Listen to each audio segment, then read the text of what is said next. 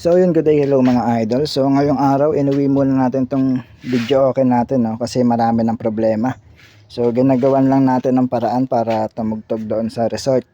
So atin video okay to mga idol. Speaker lang na to, size 10 at size 12. Dalawang subwoofer at dalawang woofer ito mga idol. So hindi tayo gumamit ng instrumental. Bali mga idol, yung volume ng pindutan babaguhin natin, no? Pero babaguhin ko na lahat, i-rewiring na natin. So may wire na rin tayo, tapos papalitan ko na rin yung board. Yan, so ginagawan ko lang yan ng paraan para gumana yung pindutan. Yan, no? Marami na rin siyang repair. So hindi na rin kasi natin na may maintenance, no? Taon na siya doon sa resort, so ngayon lang natin siya nauwi. So bali yung volume, tatanggalin na natin yung volume dito. Ilalagay ko na siya sa likod, ipapag-isa ko na yung volume ng mic at yung volume ng mismong sound.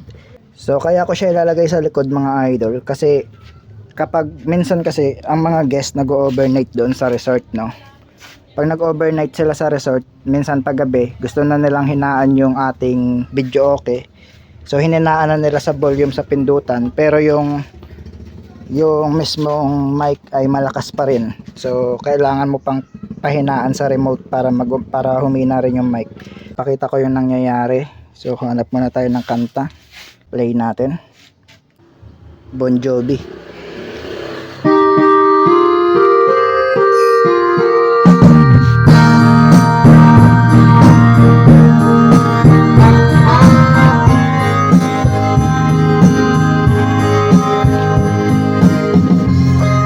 Ngayon mga idol, hinaan natin, isagad natin siya sa 0. Kung mapapansin nyo, sagad na yung volume, no? Pero magsalita tayo sa mic. Hello? Mic check. Hello. So gumagana pa rin yung mic natin kahit naka-0 na yung ating sound. Kaya ang gagawin ko, papagsama ko na yung volume ng mic at volume ng sound. Natitimpla pa rin naman ang mic kahit ipagsama mo yung volume doon, no? Magkaiba kasi yung pinaka volume niya. Ito yung volume ng mic, ito yung echo, ito yung volume ng mismong sound. Kaya ayos lang ipagsama.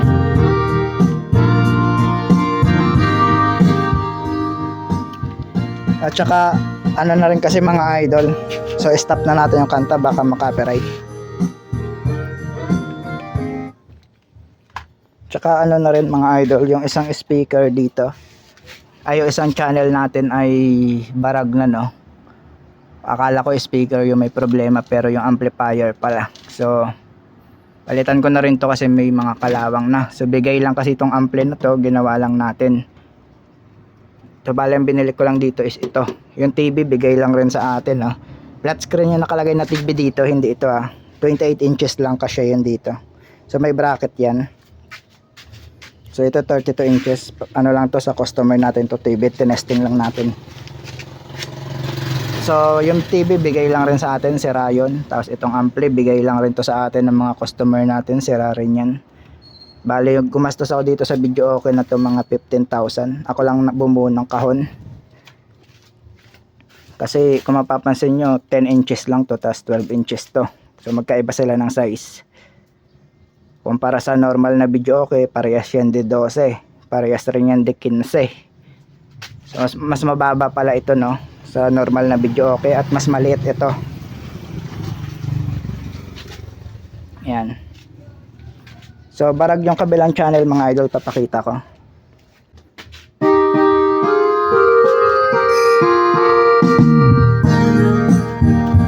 Kung mapapansin nyo sa kabila, okay, lipat natin siya sa right.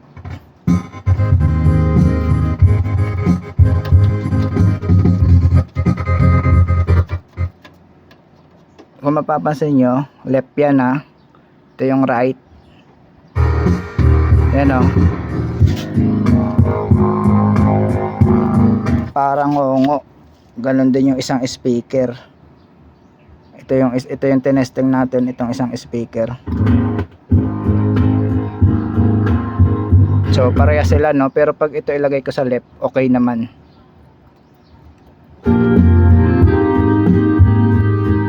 So okay naman siya pag sa left. So ibig sabihin may problema yung ampli natin. So hindi ko napapakita yung pag-aayos ng ampli. Ang ipapakita ko lang yung pag-rewiring natin dito sa ating ating button sa mga pindutan, tapos yung volume dito sa likod. So bali bubutasan ko na lang yan siya dito. Tapos dito na lang yung pinaka volume, gagamit tayo ng potentiometer. So papakita ko yung gagamitin natin. Ito. Double yan mga idol, no, para sa left and right. Ito yung gagamitin natin, 100k. So ayun yung gagamitin natin. So simulan natin mga idol. At saka pala mga idol, hindi na tayo gagamit ng battery kasi dahil nasa resort ito naka-stay.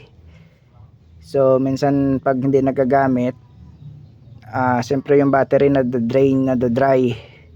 So dito na tayo kukuha sa may mismong player ng supply para pag on ng video okay, saka lang nagkakaroon ng supply yung pindutan natin.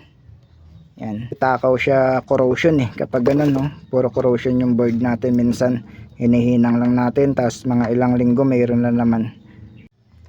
Tsaka yung mic pala sa kabila, ayan, sa ilalim yung mic natin, sa kabila wala pang connection, so aayusin na rin natin, no.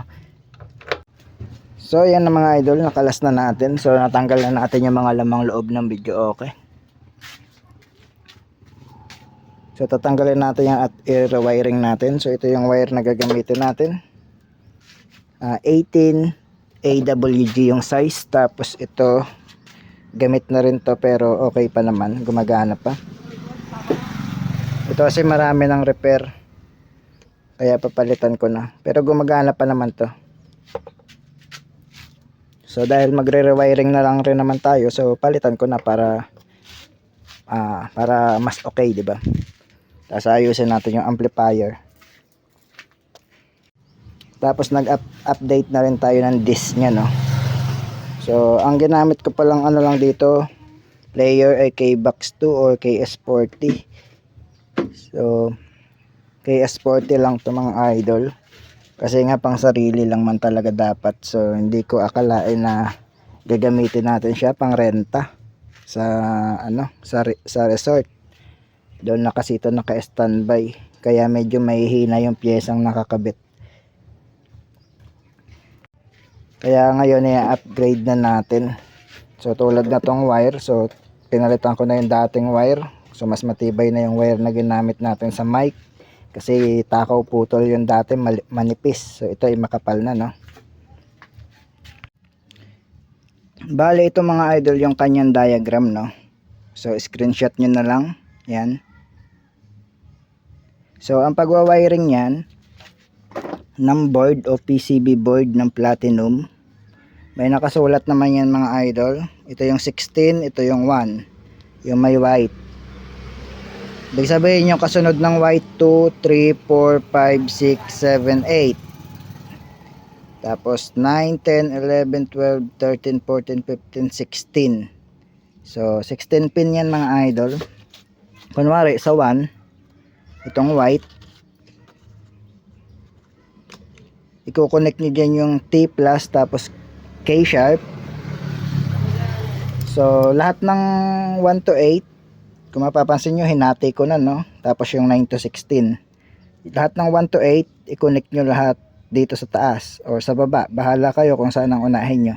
Kung sa taas kayo mag-connect, lahat ng 1 to 8 sa taas. Kung sa baba kayo mag-connect, lahat ng 1 to 8 na sa baba. Okay? So kalasin muna natin mga idol para mas maintindihan nyo. Papaliwanag natin.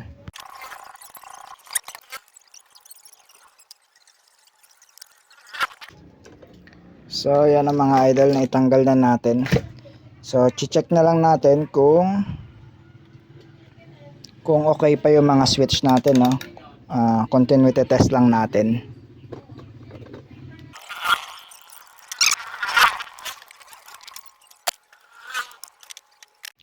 So yan ang mga idol, yung iba pinalitan na natin, no, kasi may mga kalawang na. Ito yung taas natin, ito yung ilalim natin. So yung 1 to 8 dito ko na lang i-connect sa taas. So may mga number naman yan. Yan, nababasa ba? 1, 2, 3, 4, 5, 6, 7, 8, 9, 0. Yung 10, 0 yan. So yan mga idol, simulan na natin. Kunwari, gaya nga ng sabi ko, kunwari itong 8, kunwari itong tang number 8 na pin dito, nakakonect sa number 8 ay 2, 5, 7 tapos reserve. So ipapagsama-sama nyo lang lahat ng nasa taas. 2, 5, 7 tapos reserve. So ito ang reserve ko. So magkakasama yan lahat na nasa taas. So tapos i-connect nyo lahat yan sa pin number 8. So ganun lang mga idol. So simulan ko muna para ma-idea kayo. Idol, wag kayo magtataka sa number sa likod So dito tayo tumingin sa number sa harap. Ito yung 1, ito yung 16. So 1 to 16 pa ganun. Wala yung number sa likod, baka malito kayo kasi may number din sa likod. So dito kayo tumingin sa number sa harap. Basta yung 1 is yung puti, 2 yung pangalawa, pangatlo. So yung number 13 kailangan ko putol na yung wire dito. So anuhin ko na lang, ihinangan ko na lang siguro sa likod.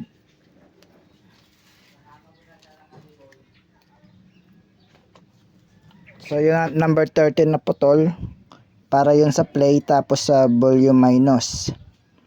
So yung dati kasi pag mga platinum na mga Reyna kasi hindi na to ginagamit yung play. Ang play niya ay yung reserve na rin, no. So pag mga KS40, so kailangan natin ng play kasi hindi yan magpe-play sa reserve. Yung reserve para lang talaga sa reserve, yung play para lang sa play. So hindi gaya ng ibang model na platinum, kahit pindutin mo yung reserve nagpe-play siya, no.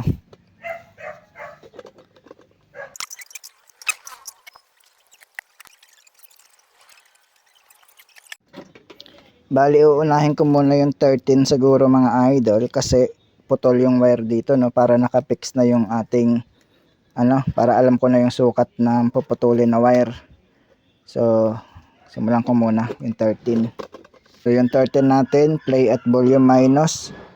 Hindi ko na isasama yung volume minus mga idol dahil dito na tayo kukuha ng volume sa likod. Potentiometer na gagamitin natin para magsabay na yung mic at yung sound ng kanta. Kasi gaya nga ng sabi ko, kapag gabi na, so hinihinaan na ng customer or yung guest sa may resort, hinihinaan na nila yung video okay. Ang problema yung mic malakas pa rin. So pangit naman, hindi balance. So kailangan mo pang pindutin sa remote para humina yung mic or pindutin sa mismong DVD player. Ang problema nakalak ang video okay natin. Tayo lang may karapatan na mag-adjust doon, no. So mas maganda kung pagsama na natin yung volume ng mic at yung volume ng sound.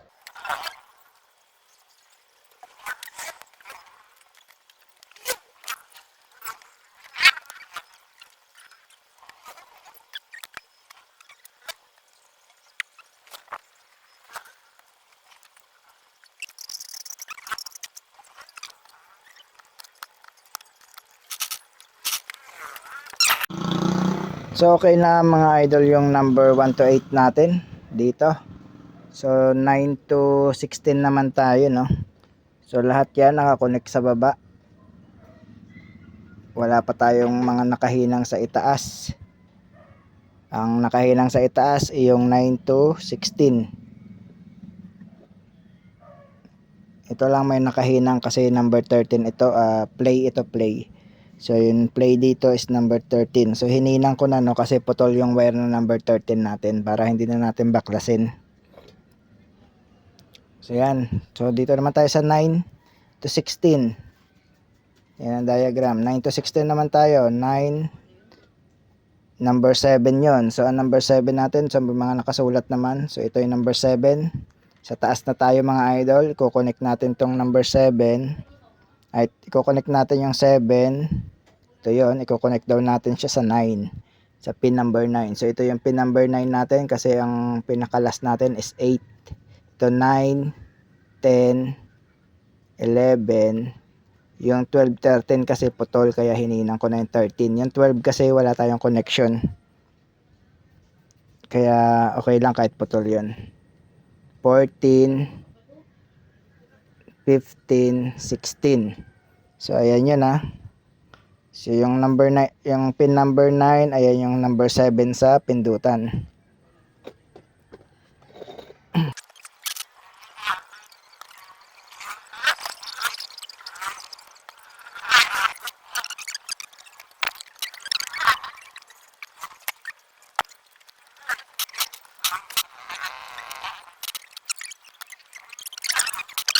So ayan mga idol, 6 na lang. Pin number 16 na lang yung hindi natin nalalagyan, ito. So ang technique diyan mga idol, unahin natin yung malalayo, no, para pababa tayo. Kunyari ito, hindi yan kasi sunod-sunod eh, T plus, T minus. Ang T plus natin nandito, ang T minus natin nandito. Tapos 1, 8 nandito. Ang gawin nyo, unahin nyo yung mas malayo, 8. So ito yung number 8, yung 0 mas malayo mga idol. Ito yung 0. Tapos para dadaanan niya na lang yung 8. Tapos dadaanan niya yung T minus. Dadaanan niya yung 1, 2, tapos T plus. So papunta na sa pin number 16.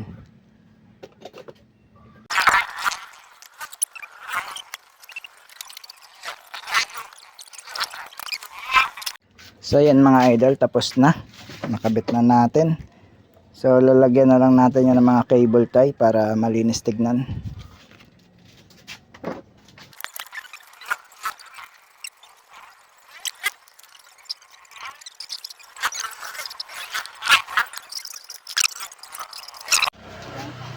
So try natin mga idol.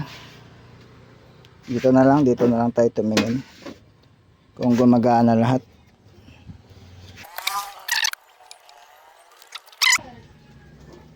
One. Yun, nakalagay 1 sa ating TV. 2, 3, 4, 5, 6, 7, 8, 9, 0. So yun, gumagana lahat. Ito tempo minus at tempo plus, pampabagal. Itong key sharp at key sharp at yung KB niya ay pampataas, no? Key, ayan yung key. So play, so try natin mag play. 1, 2, 3. So yan, play natin kung magpe-play. So yun, nag-play. 1, 2, 3. So gumagana naman, no? Try natin i-auto pick yung picture niya. Kung mababago ba yung background. So yan, yun, nababago naman. Event, tingnan natin yung event. So MTV1, so nababago, no? So try natin i-stop kung mag-stop rin. Stop. So yan, nag-stop siya, oh. So gumagana naman lahat ng pindutan, no? Yung volume, babaguhin na lang natin to, gagawin na natin KB at K sharp.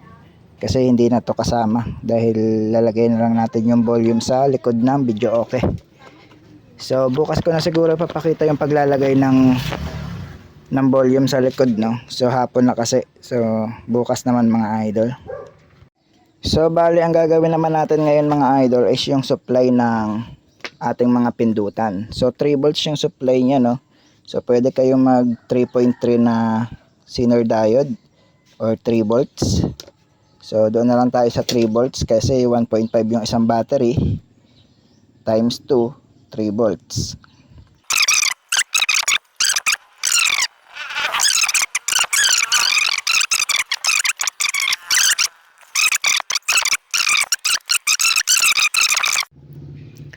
So ito na mga idol yung para sa power supply natin. Ang connection niya ay ganito.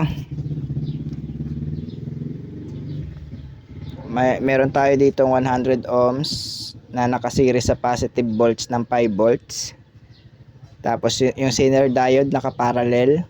Tapos yung 1K resistor para ang output niya is 3 volts. Pero ang ginamit kong Zener diode ay 3.6 volts. Kasi wala tayong 3 volts na Zener diode, no? Tapos ang ginamit kong resistor ay 75 ohms kasi 150 ohms yung available natin. Wala rin tayong 200 ohms na para i-parallel. 150 ohms na lang yon, tapos pinarallel natin, so 75 ohms. Tapos yung 1K, wala rin tayo available, kaya ang ginamit ko, dalawang 2K, nakaparallel din para maging 1K. So yan, kung mapapansin nyo, tag dalawa yung resistor. Pero okay lang kahit tag isa lang sila, no? 100 ohms tapos 1K. So, ito pala ang 100 ohms. Yung nakaseries sa positive ng 5 volts. Tapos 1K, ito nakaparallel sa may Zener diode. Pareha sila. So, sukatan natin 3.6 volts na Zener diode kung ilan ang output.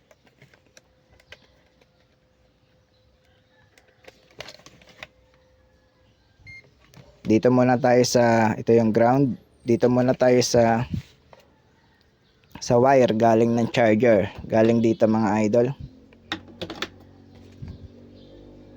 So meron siyang 5 volts. Pagtawid sa resistor, tignan natin. So yan, meron na lang siyang 3.58 kasi nga 3.6 yung ating Zener diode. So ginamitan ko siya ng 1K resistor para ma-discharge yung excess supply, para ma-stable yung ano natin, supply dito na 3.6. 3.6 yung Zener diode mga idol, ah. So pwede naman 3 volts lang. So para ma-sustain niya yung 3 volts, kasi kung walang 1K dito, tataas siya ng tataas. So kabit na natin siya sa board. So dito natin siya isasaksak mga idol sa USB ng Platinum DVD player. So may 5 volt supply naman yan. So ayan na mga idol, nakabit na natin siya sa board. So try natin kung gumagana ba yung pindutan.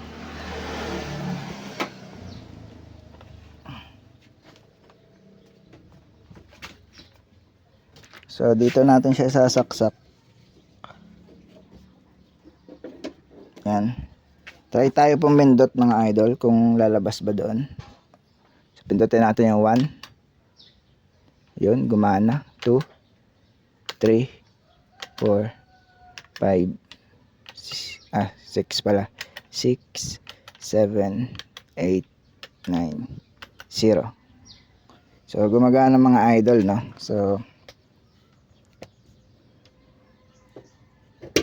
So tagumpay yung ating experiment. So hindi ko alam yung iba kung nire-recta na lang nila ng 5 volts. Pero mas okay siguro kung gawin nyo na lang ulit 3 volts yung supply para hindi masira agad yung board. So bale ito na mga idol. Ito na yung pinaka-supply ng ating video, okay? Papunta dyan sa PCB board.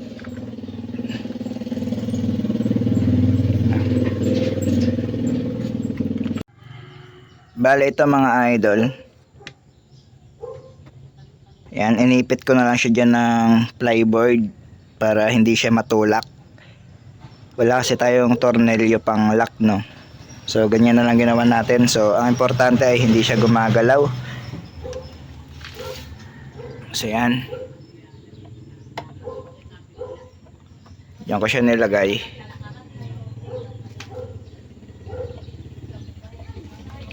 So ang connection niyan mga idol, ito may extra tayo dito. Ganyan yung connection kapag ganyan, pag dyan kayo nakaharap. Yan. Ito yung, so kahit magkabaligtaran, kahit dito yung right nyo, kahit dito yung left.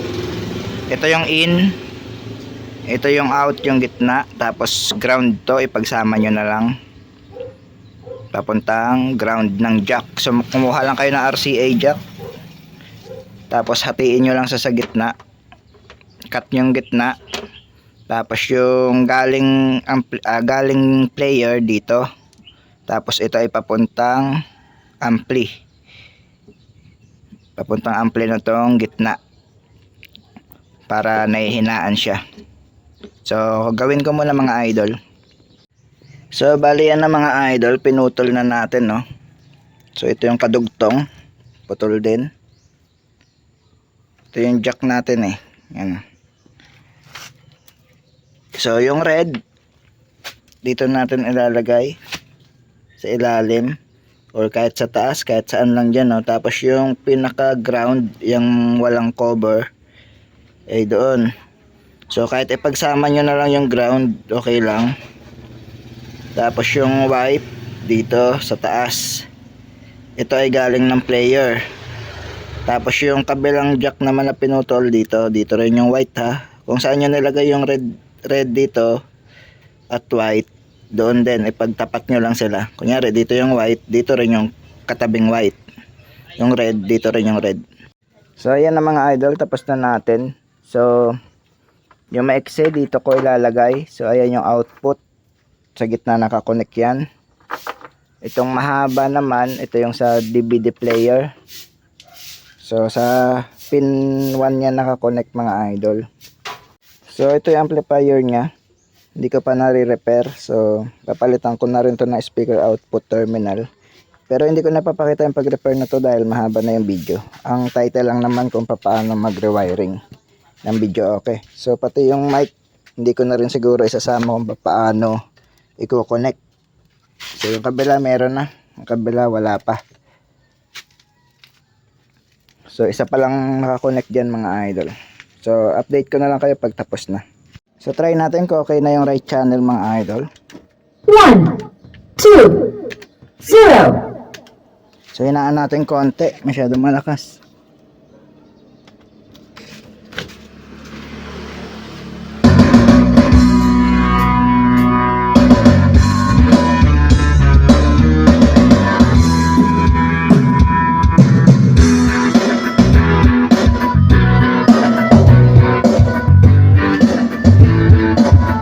Try natin yung left.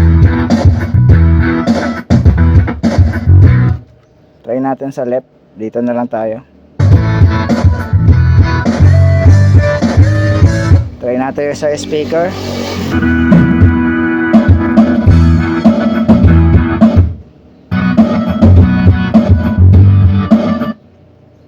So okay na yung kabilaang speaker natin mga idol. So hindi na siya barag, no? Pero kanina nag-record ako kanina mga idol yung tunog niya sa speaker sa mic ng cellphone parang basag. Pero sa personal okay na okay, no. So sa galabog siguro ng speaker masyadong malakas yung galabog. Kaya parang nababasag yung tunog pagdating sa mic ng cellphone. So testing naman natin mga idol yung volume sa likod. Yung ginawa natin ngayon. So pinagbaligtad ko pala mga idol, no, kasi baligtad yung connection pala natin. Yung ground lang naman tapos yung in. Pinagbaligtad ko lang. Ganon din sa left channel. So dito kasi kanina yung ground. So pagbaligtaran nyo lang yung sa diagram natin. Kasi baligtad yung ikot. Pag pahina, ayun yung palakas. Pag palakas, pahina siya. So binaligtad ko lang yung connection para sa plus saka siya lalakas. So try natin mga idol. 1, 2, 3. Play. So try natin i-0 muna. Yan, wala siyang tunog kapag nakasagad. Unti-unting laksan.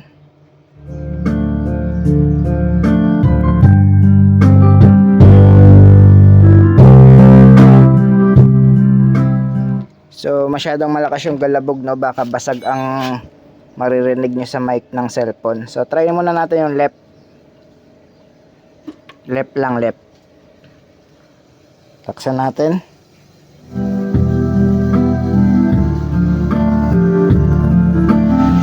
So hindi ko na isasagad para hindi basag yung mic. So right naman. So yun yung connection. Pinagsama-sama ko na yung ground, no? So mamaya papaghiwalay-hiwalay natin yan.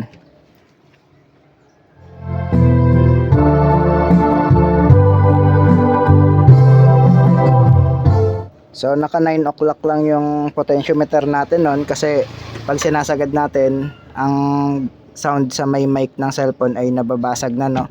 Kasi malakas masyado yung galabog. So nabasag ang ano record niya, basag. So pag sa personal hindi siya ganun. Ay, binunot ko pala. Wait lang. Dalawa na.